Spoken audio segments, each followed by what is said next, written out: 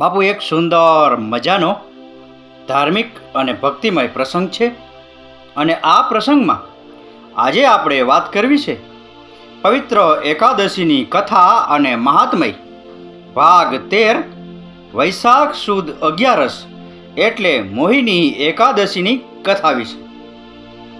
ફરી એકવાર ધર્મરાજ યુધિષ્ઠિરે ભગવાન શ્રી કૃષ્ણને પૂછ્યું, હે દેવકી નંદન, વૈશાખ સુદ 11નું નામ શું છે અને તેની વિધિ તેમજ તેનું મહાત્મય અને કથા કહો.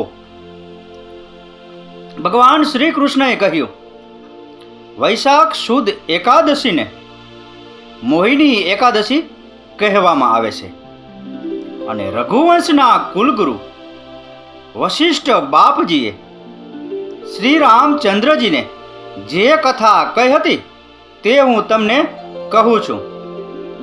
ઘણા વખત પહેલાની વાત છે. સરસ્વતી નદીને કિનારે ભદ્રાવતી નગરી આવેલી હતી અને એ ભદ્રાવતી નગરીમાં ધુનિમાન નામનો રાજા રાજ્ય કરતો હતો.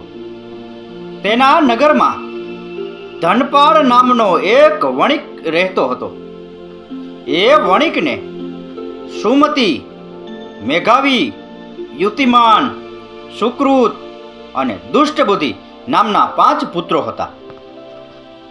તેમાં સૌથી નાનો નામ પ્રમાણેના ગુણવાળો હતો. દુષ્ટબુદ્ધિ નામ હતું તે વેશ્યાગમન, પરમાટી ભક્ષણ કરવાવાળો વ્યભિચારી હતો. તેથી તેની પાસે જે ઘરેણાં હતા, થોડું ઘણું ધન હતું, તે તેણે વાપરી નાખ્યું અને તેની પાસે જ્યારે કંઈ ન રહ્યું ત્યારે તેણે ચોરી કરવા માંડી. એકવાર રાજદૂતોએ તેને ચોરી કરતા પકડી લીધો, પરંતુ ધનપાળ શેઠની શરમને લઈને તેને છોડી મૂક્યો. છતાં પણ તેને કોઈ સંકોચ કે શરમ ન આવી અને તે તો ચોરી કરતો હતો તેમ કરવા લાગ્યો. એટલે વળી એક દિવસ રાજાના સૈનિકોએ તેને પકડીને ખૂબ માર મારીને નગરમાંથી બહાર કાઢી મૂક્યો. તે જંગલમાં ગયો અને શિકાર કરીને ખાવા લાગ્યો. એક વખત અનાયાસે તે ફરતો ફરતો કૌડિલ્ય ઋષિના આશ્રમે પહોંચ્યો.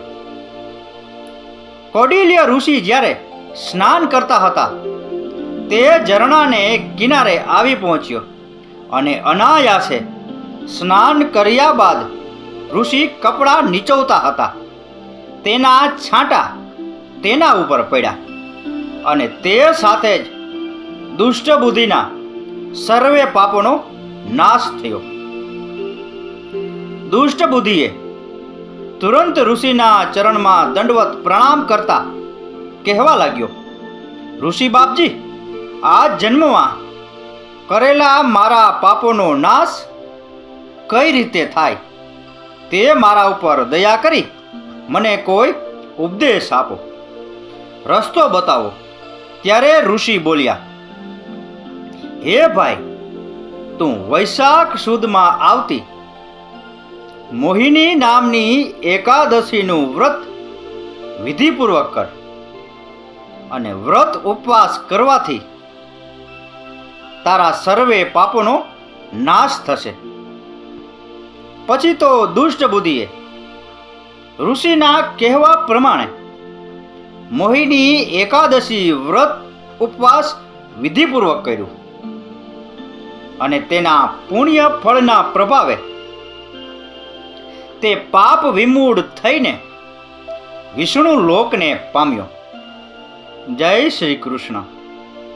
તો બાપુ, આ હતો પવિત્ર એકાદશીની કથા અને મહાત્મય ભાગ 13 વૈશાખ સુદ 11 એટલે મોહિની એકાદશીની કથા વિશેનો પ્રસંગ.